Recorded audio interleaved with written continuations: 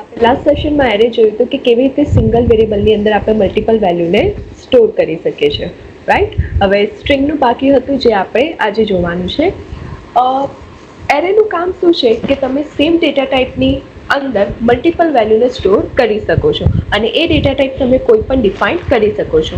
આપણે જે character data type હોય છે એ આપણને શું અલાઉ કરે છે કે તમે એટ અ ટાઈમ ખાલી સિંગલ કેરેક્ટરને સ્ટોર કરી શકો છો. તો જો તમારે મલ્ટિપલ કેરેક્ટરને સ્ટોર કરવા હોય તો એના માટે આપણે શું ક્રિએટ કરવી પડશે, એક કેરેક્ટરની એરે ડિફાઇન કરવી પડશે. ત્યારે જ આપણે એની અંદર મલ્ટિપલ કેરેક્ટરને સ્ટોર કરી શકીશું. સો મલ્ટિપલ કેરેક્ટરને સ્ટોર કરવા માટે સૌથી પહેલાં તો આપણે એરે ડિફાઇન કરીશું. એરેની સાઇઝ છે ને, તમે જેટલા નંબર ઓફ એલિમેન્ટ પાસ કર્યા હોય, સપોઝ 5, 10, 15 એક્સેટ્રા, તો તમે એટલી પણ સાઇઝ આપી શકો છો. એના કરતાં વધારે સાઇઝ પણ તમે અલોકેટ કરી શકો છો. જેવી રીતે લાસ્ટ સેશનમાં મેં યુઝર જોડેથી એરેની વેલ્યુ લેવડાવી હતી, ત્યારે એરેની જે ડિફોલ્ટ સાઇઝ હતી એ મેં કેટલી આપી દીધી હતી, 100 આપી દીધી હતી. બટ આપણે એરેની અંદર કેટલા એલિમેન્ટને સ્ટોર કરતા હતા, ખાલી 5 છે, 10 છે, એટલા એલિમેન્ટને જ આપણે સ્ટોર કરતા હતા. એટલે આપણે એરેની સાઇઝ વધારે આપવી હોય તો વધારે પણ આપી શકીએ છીએ. બટ નંબર ઓફ મિનિમમ શું છે કે જેટલા તમારા નંબર ઓફ એલિમેન્ટ હોય એટલી તો તમારે સાઇઝ આપવી જ પડે. સો હવે અહીંયા છે હેલો વર્લ્ડ, હેલો જે વર્ડ છે ટાઈપ કર્યો છે એ ટોટલ 5 કેરેક્ટરનો છે. બટ એરેની સાઇઝ કેટલી આપી છે, 11 આપી છે. એટલે તમે અહીંયા કેરેક્ટર એરેની સાઇઝ 5 પણ આપી શકો છો, એઝ વેલ એઝ એના કરતાં વધારે પણ આપી શકો છો. તો જ્યારે બી આપણે મલ્ટિપલ કેરેક્ટરને સ્ટોર કરવા પડશે ત્યારે આપણે શું કરીશું, કર્લી બ્રેકેટની અંદર ઇન્ડિવિજ્યુઅલ સિંગલ કોટેશનની અંદર આપણે શું કરીશું, એના કેરેક્ટર્સને ટાઈપ કરીશું. આપણે જે ઇન્ટીજર, ફ્લોટ, લોંગ કે ડબલની અંદર એરે ડિફાઇન કરીએ છીએ ને, તો એમાં તો જસ્ટ ન્યુમેરિક વેલ્યુ હોય છે. સો એમાં તમારી જે લાસ્ટ એલિમેન્ટ હશે ને, ત્યારે કમ્પાઇલરને ખબર પડી જશે કે મારા એરેની અંદર ખાલી આટલા જ એલિમેન્ટ છે અને આટલા જ એલિમેન્ટ જોડે મારે એને વર્ક કરાવવાનું છે. બટ જ્યારે આપણે કેરેક્ટર્સની એરે ડિફાઇન કરીશું ને, ત્યારે આપણે નંબર ઓફ એલિમેન્ટ પાસ થઈ ગયા પછી એ એરેને એન્ડ કરવા માટે લાસ્ટમાં આપણે એક કેરેક્ટર એડ કરવું પડશે, that is a null character. And null કેરેક્ટરને રિપ્રેઝેન્ટ કરવા માટે /0 અહીંયા યુઝ થાય છે, જે આપણે અહીંયા પાસ કરીશું. નોર્મલ ઇન્ટીજર એરેની જેમ પણ કેરેક્ટર એરેમાં પણ જે એલિમેન્ટ આપણે સ્ટોર કરીએ છીએ એની ઇન્ડેક્સ નંબર 0 થી જ સ્ટાર્ટ થાય છે. એટલે આપણે જે અહીંયા H લખ્યો છે એ 0 પરથી ચાલુ થશે, દેન એના પછી E1 પર એવી રીતે વેલ્યુને સ્ટોર કરશે. તો હવે આપણે કેરેક્ટરની એરે ડિફાઇન કરીએ અને એની અંદર વેલ્યુને સ્ટોર કરીએ.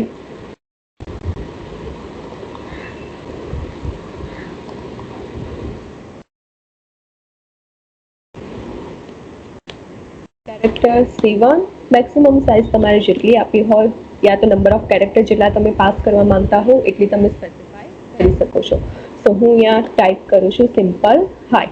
સો સિંગલ કેરેક્ટર પછી સેકન્ડ કેરેક્ટરને ટાઈપ કરવા માટે કોમા ઓપરેટર યુઝ કરીશું. એના પછી ફરીથી સિંગલ કોટેશન, એના પર સેકન્ડ કેરેક્ટર આપણે ટાઈપ કરીશું. એન્ડ સપોઝ મારે ખાલી હાય જ સ્ટોર કરાવવું છે, બરાબર, તો એને પછી એરેને ક્લોઝ કરવા માટે લાસ્ટમાં આપણે સિંગલ કોટેશન /0 એ કેરેક્ટરને આપણે શું કરીશું, અહીંયા પાસ કરીશું. And semicolon, done.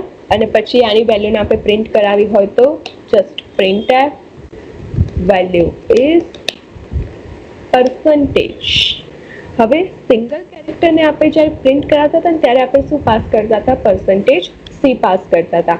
બટ જ્યારે આપણી જોડે મલ્ટિપલ કેરેક્ટર્સ હોય ને, તે મલ્ટિપલ કેરેક્ટરને ટાઈપ કરવા માટે અને એને પ્રિન્ટ કરવા માટે આપણે અહીંયા કોનો યુઝ કરીશું, %s નો યુઝ કરીશું. એન્ડ એના પછી comma operator and our array name. એરેનું નેમ શું છે આપણું, C1, જે અહીંયા પાસ કરીશું. જે આપણે ઇન્ટીજર યા લોંગ, ડબલ, ફ્લોટની એરે ક્રિએટ કરીએ ને, ત્યારે એરેની વેલ્યુને પ્રિન્ટ કરવા માટે આપણે શું કરતા હતા, બ્રેકેટ કરતા હતા અને એનો સ્પેસિફિક ઇન્ડેક્સ નંબર પાસ કરતા હતા. બટ સ્ટ્રિંગની અંદર એક જ એરેની અંદર આપણે મલ્ટિપલ કેરેક્ટર સ્ટોર કરીએ ને, એને સ્ટ્રિંગ કહેવાય, એક કરતાં વધારે કેરેક્ટર્સને. તો જ્યારે આપણે સ્ટ્રિંગની વેલ્યુને પ્રિન્ટ કરાવી હોય ત્યારે આપણે ઇન્ડેક્સ નંબર પાસ કરવાની જરૂર નથી. સિમ્પલી આપણે શું પાસ કરી દઈશું, વેરિયેબલનું નામ પાસ કરી દઈશું. એન્ડ પછી પ્રોગ્રામને રન કરીશું. વેલ્યુ જોવા મળે છે અહીંયા, જે આપણે મલ્ટિપલ કેરેક્ટર્સ ટાઈપ કર્યા હતા એ, રાઈટ. સો હવે સપોઝ મારે છે ને અહીંયા કોઈ સેન્ટેન્સને મારે પ્રિન્ટ કરાવવું છે, રાઈટ.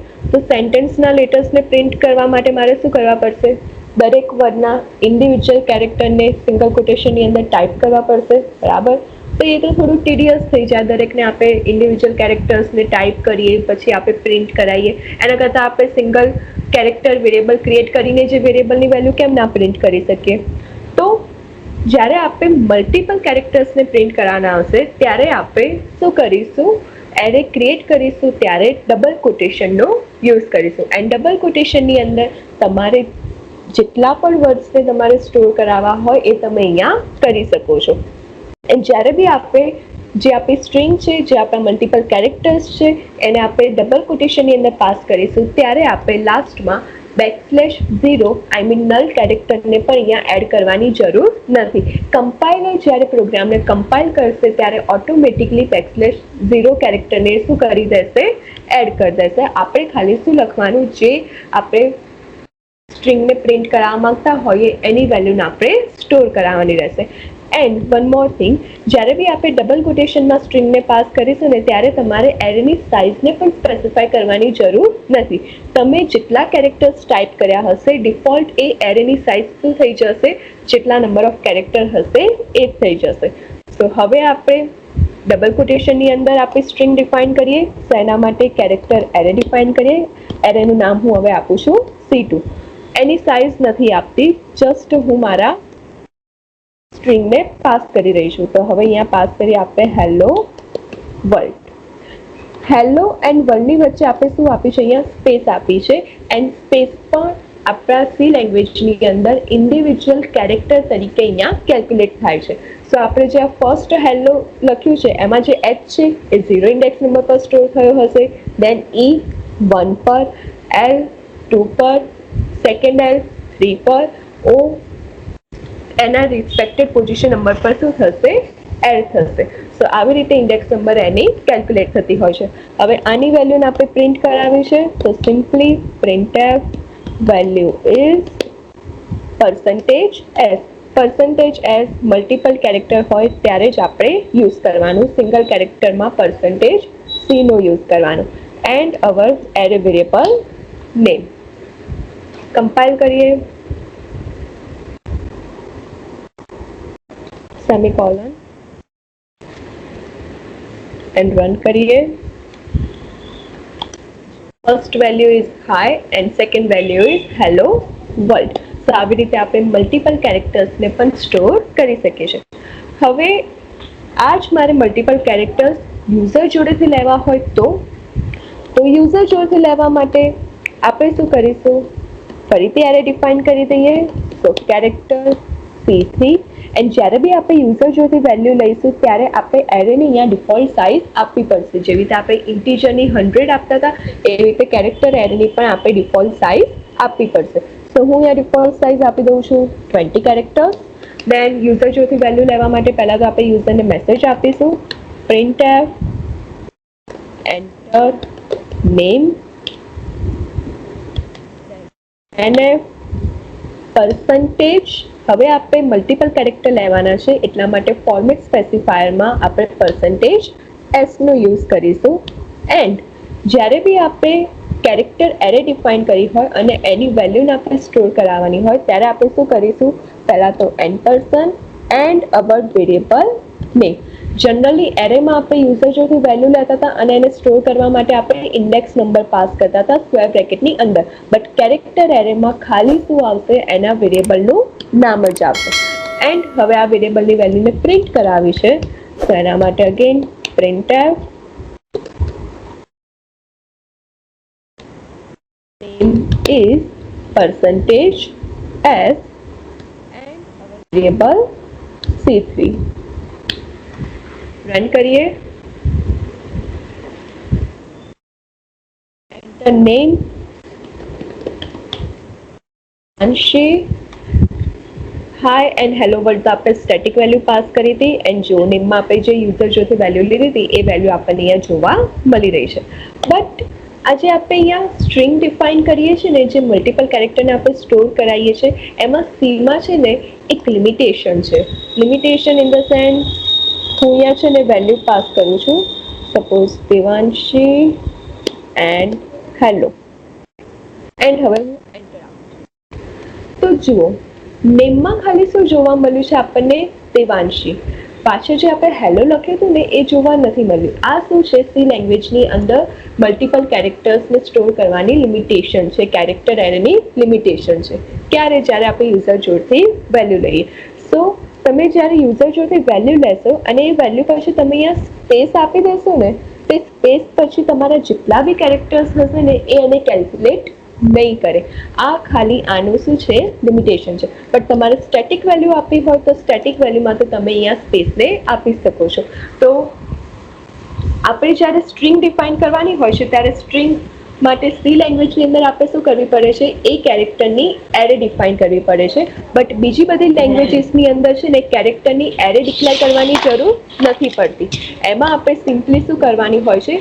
જેવી રીતે આપણે સી લેંગ્વેજની અંદર ઇન્ટીજર છે, ફ્લોટ છે, પછી લોંગ છે, ડબલ છે, એ બધી ડેટા ટાઈપ અવેલેબલ છે ને, એવી જ રીતે સી લેંગ્વેજ સિવાયની જે બધી લેંગ્વેજ છે ને એમાં મલ્ટિપલ કેરેક્ટરને સ્ટોર કરવા માટે સ્ટ્રિંગ કરીને એક ડેટા ટાઈપ જ અવેલેબલ છે. એ ડેટા ટાઈપની અંદર આ જે સીની લિમિટેશન છે ને એ ત્યાં ઓવરકમ થાય છે.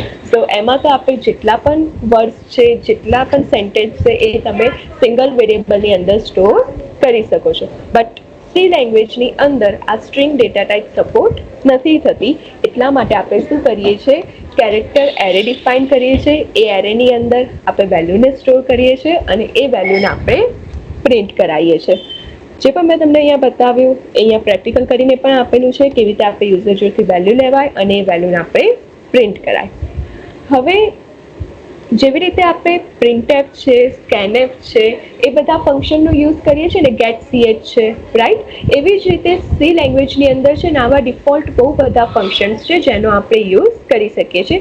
જેમાંથી આપણે આજે મેથેમેટિકલ રિલેટેડ જે ફંક્શન્સ છે એ કેવી રીતે યુઝ કરાય એ જોઈશું.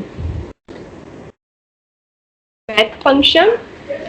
સો આપણે જે પ્રિન્ટએફ છે, સ્કેનએફ છે, એ બધા ફંક્શનને યુઝ કરવા માટે આપણે stdio.h હેડર ફાઇલને ઇન્ક્લુડ કરીએ છીએ, that is standard input header file. એવી જ રીતે મેથેમેટિકલ રિલેટેડ કેલ્ક્યુલેટ કરવા માટે પણ શું છે? ડિફોલ્ટ ફંક્શન્સ અવેલેબલ છે જેનાથી આપણે મેથેમેટિકલ ઓપરેશનને પરફોર્મ કરી શકીએ છીએ. અને એ બધા ફંક્શન math.h નામની હેડર ફાઇલની અંદર લખાયેલા છે જેને આપણે યુઝ કરી શકીએ છીએ. તો આવા જ અમુક ફંક્શન્સ આજે આપણે જોવાના છે. ફર્સ્ટ ફંક્શન આવે છે ABS function. ABS stands for absolute function. Absolute means what? કે તમે છે ને આ ફંક્શનની અંદર કોઈ પણ વેલ્યુ પાસ કરશો, whether it is positive or negative, but એ ફંક્શન આપણને શું રિટર્ન કરશે? Always positive value. આપણે છે ને 5th સ્ટાન્ડર્ડમાં છે ને આ બધા ઓપરેશન્સ આવતા હતા મેથેમેટિકલના. સી લેંગ્વેજની અંદર પણ આપણે આનો યુઝ કરી શકીએ છીએ, બટ એ માટે શું છે? રેડીમેડ ફંક્શન્સ અવેલેબલ છે.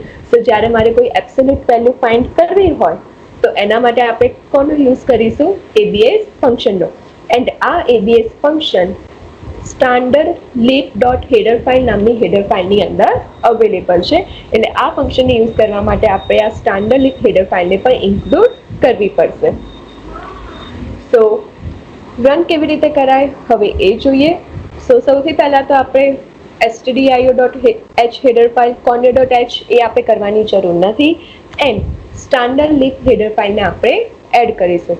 એના પછી આપણે શું કરીશું? ABS ફંક્શન કોલ કરીશું એન્ડ આ ફંક્શનની અંદર આપણા વેલ્યુને પાસ કરીશું.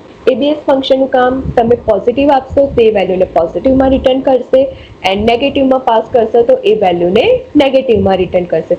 તો જે રિટર્ન કરેલી વેલ્યુ છે ને એને સ્ટોર કરવા માટે આપણે શું કરવા પડશે? અહીંયા ઇન્ટીજર વેરિયેબલ્સ ડિફાઇન કરવા પડશે. સો મેં ફર્સ્ટ વેલ્યુને n વેરિયેબલ, સેકન્ડ વેલ્યુને mમાં એન્ડ થર્ડ વેલ્યુને o વેરિયેબલની અંદર સ્ટોર કરાયો છે. તો આઉટપુટમાં જોઈ શકો છો જે પોઝિટિવ વેલ્યુ પાસ કરી છે 200 એ તો આપણને એઝ ઇટ ઇઝ જોવા મળે છે. બટ જે -400 આપણે પાસ કરી છે ને તો એની જગ્યાએ આપણને શું જોવા મળે છે? પોઝિટિવ 400 એન્ડ -212 પાસ કર્યા છે, એની જગ્યા પર આપણને શું જોવા મળે છે? પોઝિટિવ 212 જોવા મળે છે. સો એબ્સોલ્યુટ ફંક્શન આપણને પોઝિટિવ વેલ્યુ રિટર્ન કરે છે. ફોર એન એક્ઝામ્પલ, આપણે પહેલા તો એની હેડર ફાઇલ ઇન્ક્લુડ કરી દઈએ. સો hash include then stdlib, that is standard lib header file, and value return કરશે એટલા માટે એક વેરિયેબલ ડિફાઇન કરીશું, suppose n1, then n1 is equal to function name is abs, and એ ફંક્શનની અંદર એક આપણે પોઝિટિવ વેલ્યુ પાસ કરીએ એન્ડ સેકન્ડ વેરિયેબલની અંદર નેગેટિવ વેલ્યુ આપણે પાસ કરીએ and -200. Then હવે આપણે આ વેલ્યુને પ્રિન્ટ કરાવીએ. તો printf value is %t %d, n1 and second માં n2 ની વેલ્યુ પ્રિન્ટ કરાવીએ. કમ્પાઇલ કરીએ, રન કરીએ. જો વેલ્યુ 100 and 200, એટલે તમે પોઝિટિવ આપશો તો પોઝિટિવ રિટર્ન કરશે, બટ નેગેટિવ આપશો તો તમને અહીંયા નેગેટિવ વેલ્યુ રિટર્ન કરશે. દેન સેકન્ડ ફંક્શન આવે છે floor function. Fill and floor, આ બધા આપણે મેથેમેટિકલ ઓપરેશન્સ આવતા હતા જ્યારે સ્કૂલ ટાઈમ્સમાં હતા, તો એ બધા ઓપરેશન સી લેંગ્વેજની અંદર પણ આપણે પરફોર્મ કરી શકીએ છીએ. આ જે ફ્લોર ફંક્શન છે એ ફંક્શન math.h નામની હેડર ફાઇલની અંદર અવેલેબલ છે. ફ્લોર ફંક્શન આપણને જે વેલ્યુ પાસ કરી હશે ને ફ્લોટિંગ પોઈન્ટની, એમાંથી જે નિયરેસ્ટ ઇન્ટીજર વેલ્યુ હશે ને એ આપણને શું કરશે? રિટર્ન કરશે. સો ફ્લોટને ડિક્લેર કરવા માટે સૌથી પહેલા તો અહીંયા ફ્લોટ વેરિયેબલ્સ ડિક્લેર કરેલા છે, જેમાં અમુક વેલ્યુને પાસ કરી છે. હવે આ જે વેલ્યુ મેં પાસ કરી છે એને મારે ફ્લોરને ફાઇન્ડ કરવો છે. તો એના માટે આપણે શું કર્યું છે? ફંક્શનનું નેમ એન્ડ વેરિયેબલ નેમને આપણે પાસ કર્યું છે. તો જુઓ 5.1 છે, તો આમાં જે 1 છે એને નિયરેસ્ટ ઇન્ટીજર વેલ્યુ કઈ છે? 5 છે. એ આપણને અહીંયા રિટર્ન કરે છે. નિયરેસ્ટ મતલબ લેસ ધેન. હવે જેવી રીતે અહીંયા 6.9 છે, બરાબર, તો 9 કરતા જે લેસ ધેન વાળી નિયરેસ્ટ વેલ્યુ હશે ને એ અહીંયા શું કરશે? રિટર્ન કરશે. આપણને ખબર છે કે પોઈન્ટ પછી 5 હોય ને તો આગળનું જે ઇન્ટીજર વેલ્યુ હોય ને એક ઇન્ક્રીમેન્ટ થઈ જાય, બટ આમાં શું કરશે? ઇન્ક્રીમેન્ટ નહીં કરે. જેવી રીતે અહીંયા 6.9 છે, તેની જગ્યાએ 7.00 પ્રિન્ટ નહીં થાય, બટ એની જગ્યાએ એની નિયરેસ્ટ ઇન્ટીજર વેલ્યુ કઈ છે? આપણી 6 છે. એટલા માટે આપણને અહીંયા શું રિટર્ન કરે છે? 6 રિટર્ન કરે છે. એવી રીતે 7.8 માં શું રિટર્ન કરશે? આપણને 7 રિટર્ન કરશે. તો આવી રીતે નિયરેસ્ટ ઇન્ટીજર વેલ્યુને કેલ્ક્યુલેટ કરવા માટે આપણે આનો યુઝ કરી શકીએ છીએ. સો હવે આપણે યુઝ કરીએ, હેડર ફાઇલ ઇન્ક્લુડ કરીએ. 3, આ જે ફ્લોર ફંક્શન છે ને એ ફ્લોર ફંક્શન આપણા સ્ટાન્ડર્ડ લિબ હેડર ફાઇલની અંદર પણ અવેલેબલ છે, એઝ વેલ એઝ math.h નામની હેડર ફાઇલની અંદર પણ અવેલેબલ છે. એટલે તમે કોઈ પણ હેડર ફાઇલ અહીંયા ઇન્ક્લુડ કરી શકો છો. જેવી રીતે મેં અહીંયા છે ને math.h ની હેડર ફાઇલ ઇન્ક્લુડ નથી કરી, તો પણ પ્રોગ્રામ રન થાય છે. સો હવે આપણે ફ્લોટ વેરિયેબલ ડિક્લેર કરીએ.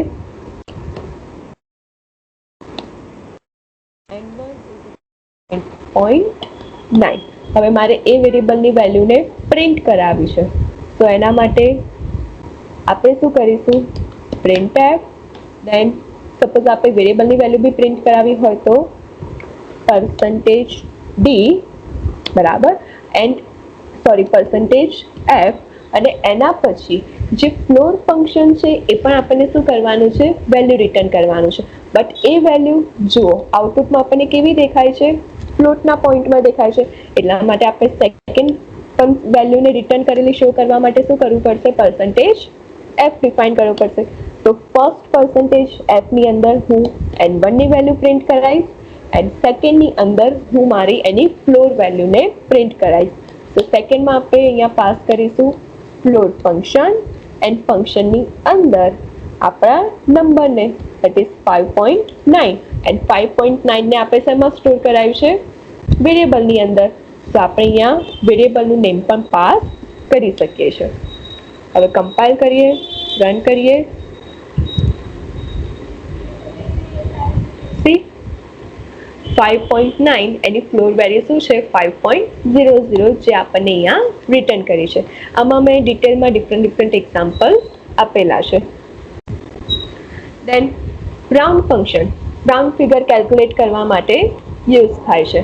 સો જે આપણે 1.4 આપ્યું હશે તો એની રાઉન્ડ ફિગર આપણને શું મળશે 1 મળશે, બટ 6.9 આપી હશે તો એની રાઉન્ડ ફિગર આપણને શું મળશે 7 મળશે. એટલે પોઈન્ટ જે મેં 5 અને 6 પછી આપણે આગળનું ઇન્ટીજર વેલ્યુ ઇન્ક્રીમેન્ટ થઈ જાય ને એ વાળું લોજિક અહીંયા ઇમ્પ્લિમેન્ટ થાય છે.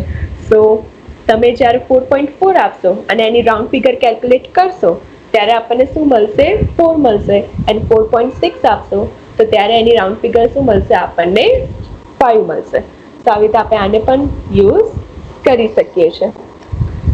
સો રાઉન્ડ ફિગર મારે સપોઝ આ વેલ્યુની જ મારે રાઉન્ડ ફિગર કેલ્ક્યુલેટ કરવી છે. તો printf \n %f મારે ખાલી રાઉન્ડ ફિગરને જ પ્રિન્ટ કરાવી છે એટલા માટે. એન્ડ ફંક્શન નેમ શું છે આપણું રાઉન્ડ છે જેને આપણે અહીંયા પાસ કરીશું. એન્ડ વેરિયેબલ નેમ સપોઝ મારે n1 ની રાઉન્ડ ફિગર કેલ્ક્યુલેટ કરાવી છે તે પાસ કરીએ, રન કરીએ. રાઉન્ડ ફિગર એ 6.0. સપોઝ તમારે કોઈ બીજા નંબરની પ્રિન્ટ કરાવી હોય તો મેં અહીંયા વેરિયેબલની અંદર વેલ્યુને સ્ટોર કરાવી છે ને એ વેરિયેબલની જગ્યાએ તમે ડિરેક્ટલી વેલ્યુ પણ પાસ કરી શકો છો. સપોઝ હું અહીંયા 2.4 પાસ કરું છું, બરાબર. હવે રન કરીએ. જો રાઉન્ડ ફિગર ઇઝ 2.0. તો તમે વેરિયેબલની વેલ્યુ પણ પાસ કરી શકો છો એઝ વેલ એઝ ડિરેક્ટલી ફંક્શનની અંદર પણ વેલ્યુને પાસ કરી શકો છો. દેન સેમ ફ્લોર ફંક્શનનું ઓપોઝિટ વર્ક કરે છે. તો એ છે ને નિયરેસ્ટ ઇન્ટીજર વેલ્યુ તો રિટર્ન કરશે, બટ એ શું હોવી જોઈએ એના કરતાં ગ્રેટર દેન હોવી જોઈએ. તો આપણે જે અહીંયા વેલ્યુ આપી છે 6.4 એન્ડ 6.6, તો આમાંથી છે ને આપણે ઇન્ટીજર વેલ્યુ રિટર્ન કરશે, બટ એ પોઇન્ટિંગ કરતાં એની વેલ્યુ શું હોવી જોઈએ ગ્રેટર હોવી જોઈએ. તો જો અહીંયા 6.4 છે તો 4 કરતાં ગ્રેટર વેલ્યુ શું આવે ઓફકોર્સ 5, એન્ડ 5 આવે તો ઓટોમેટિકલી આગળનું જે ઇન્ટીજર વેલ્યુ છે એ શું થઈ જવાની ઇન્ક્રીમેન્ટ થઈ જવાનું. એટલે બંનેમાં આપણને વેલ્યુ શું રિટર્ન કરશે 7.0 7.0. તો આવી રીતે આપણે સીલ એન્ડ ફ્લોર અહીંયા કેલ્ક્યુલેટ કરી શકીએ છીએ. તો હવે આપણે અહીંયા સીલ ફંક્શનનો યુઝ કરીએ.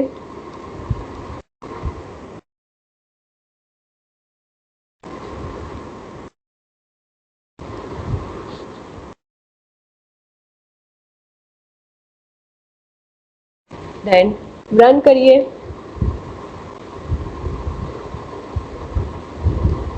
ફંક્શન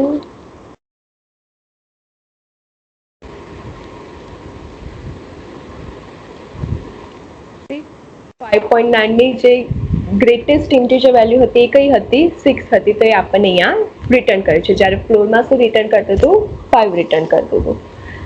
દેન સ્ક્વેર રૂટ આપણે કોઈ નંબરનો સ્ક્વેર રૂટ ફાઇન્ડ કરવો હોય તો એના માટે પણ રેડીમેડ ફંક્શન અવેલેબલ છે. તો એનાથી આપણે સ્ક્વેર રૂટ ફાઇન્ડ કરી શકીએ છીએ. સો વેલ્યુ પાસ કરીએ. સ્ક્વેર રૂટની અંદર આપણે ઇન્ટીજર વેલ્યુ જ પાસ કરવી પડે. તો એના માટે ઇન્ટીજર વેરિયેબલ ડિક્લેર કરું છું. એન્ડ સપોઝ મારે 16 નો સ્ક્વેર રૂટ ફાઇન્ડ કરવો છે.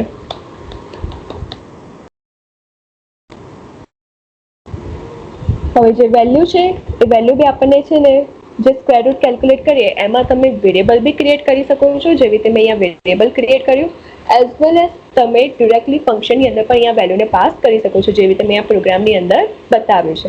હવે સ્ક્વેર રૂટ ફંક્શન છે ને એમાં પાસ ઇન્ટીજર થાય, બટ એ રિટર્ન કઈ વેલ્યુ કરશે આપણને ફ્લોટ કરશે, બરાબર. તો એના માટે આપણે જ્યારે વેલ્યુને પ્રિન્ટ કરાવીશું ને ત્યારે આપણે %f ફોર્મેટ સ્પેસિફાયરનો યુઝ કરીશું. સો %f and sqrt ફંક્શનની અંદર વેલ્યુ પાસ કરીએ, ઓર તમે ડિરેક્ટલી વેરિયેબલ નેમ પણ પાસ કરી શકો છો. રન કરીએ. હવે આ જે મેં આઈડી યુઝ કર્યું છે ને, જુઓ હવે આમાં આપણે છે ને સ્ક્વેર રૂટ ફંક્શન લખીએ, બરાબર. એમાં જુઓ આ ફંક્શનમાં તમને અહીંયા શું જોવા મળે છે? ડબલ જોવા મળે છે સિન્ટેક્સની અંદર, બરાબર. એટલા માટે આની અંદર આપણે શું પાસ કરવું પડશે? ડબલ વેલ્યુ પાસ કરવી પડશે. બટ ટર્બો સીની અંદર તમે નોર્મલ ઇન્ટીજર વેલ્યુને પણ પાસ કરી શકો છો. એટલે આઈડી રિલેટેડ આવા ડિફરન્ટ ચેન્જીસ અંદર નાના મોટા હોઈ શકે છે. ક્યારે? જ્યારે આપણે રેડીમેડ ફંક્શનનો યુઝ કરતા હોઈએ. સો હું અહીંયા જે વેલ્યુ છે એ હું અહીંયા આની જગ્યાએ ડબલ ક્રિએટ કરી દઉં એન્ડ વેરિયેબલને પાસ કરીએ.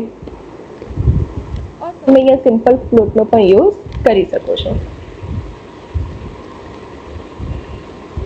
ફ્લોટ બી નહીં ચાલતી એટલે આપણે કમ્પલસરી અહીંયા ડબલ જ લેવી પડશે. આ તમારા સોફ્ટવેર રિલેટેડ ડિફરન્ટ હોઈ શકે છે. 0.3 और 0.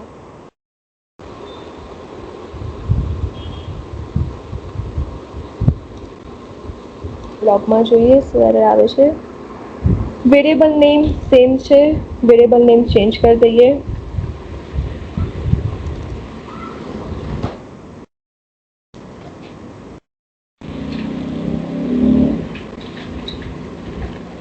તો 16 નો સ્ક્વેર રૂટ અહીંયા ફાઇન્ડ થઈને આપણને આવી ગયો. એટલે તમારા આઈડીમાં જે તમારી સિન્ટેક્સ આપેલી હોય ને એ સિન્ટેક્સ પ્રમાણે તમારે વેલ્યુને શું કરાવવાની? સ્ટોર કરાવવાની એન્ડ રિટર્ન કરવાની આવશે. દેન પાવર ફંક્શન, કોઈ પણ તમારે પાવર ફાઇન્ડ કરવો હોય એના માટે રેડીમેડ ફંક્શન અવેલેબલ છે, તો એનાથી આપણે પાસ કરી શકીએ છીએ. પાવરની અંદર આપણે બે વેલ્યુ પાસ કરવાની આવશે. ફર્સ્ટ બેઝ, જે બેઝ હશે એ ડબલમાં પાસ કરવાની આવશે એન્ડ એક્સપોનન્ટ છે એ પણ આપણે અહીંયા ડબલમાં પાસ કરવાની આવશે. સો વેલ્યુ જુઓ અહીંયા 2.0 4.0 આપ્યું છે. સો 2⁴ જે પણ આપણે કેલ્ક્યુલેટ થશે એ વેલ્યુ આપણને શું કરશે? અહીંયા રિટર્ન કરશે. એવી જ રીતે 5⁴ જેટલી બી વેલ્યુ હશે એ વેલ્યુ આપણને શું કરશે? રિટર્ન કરશે. સો પાવર ફંક્શનની અંદર તમે વેરિયેબલમાં બી વેલ્યુ પાસ કરી શકો છો એઝ વેલ એઝ ડિરેક્ટલી ફંક્શનમાં પણ. સો printf /n %f then our function power 0 મારે 2⁵ ની વેલ્યુ ફાઇન્ડ કરાવી છે તો એ પાસ કરું છું એન્ડ રન કરીએ. 32 એ વેલ્યુ આપણે અહીંયા પ્રિન્ટ થઈ ગઈ. દેન ટ્રંકેટ ફંક્શન. સો આપણી જે વેલ્યુ છે ને એ વેલ્યુમાંથી આપણને ઇન્ટીજર વેલ્યુ રિટર્ન કરાવવી હોય ને ફ્લોટિંગ પોઈન્ટમાંથી, ત્યારે આપણે ટ્રંકેટ ફંક્શનનો યુઝ કરી શકીએ છીએ. જુઓ હવે અહીંયા 16.99 છે, બરાબર. હવે આની મારે ટ્રંકેટ વેલ્યુ ફાઇન્ડ કરવી હોય તો એની જે ઇન્ટીજર વેલ્યુ હશે ને એ જ ખાલી આપણને અહીંયા શું થશે? રિટર્ન થશે. અને બાકીના જે ડેસિમલ પોઈન્ટની વેલ્યુ હશે એ બધી શું આવી જશે? 000 થી સ્પેસિફાય થઈ જશે. સો ઓનલી ઇન્ટીજર વેલ્યુ શો કરવા માટે આ ટ્રંકેટ ફંક્શનનો આપણે અહીંયા યુઝ કરી શકીએ છીએ. ફંક્શનમાં જસ્ટ આપણે શું લખવાનું? ટ્રંક, અને એની અંદર આપણી ડેસિમલ પોઈન્ટવાળી વેલ્યુને આપણે પાસ કરવાની આવશે અને પછી એને રન કરવાની આવશે. તો આટલા ડિફરન્ટ મેથેમેટિકલ ફંક્શન્સ આપણા સી લેંગ્વેજની અંદર અવેલેબલ છે.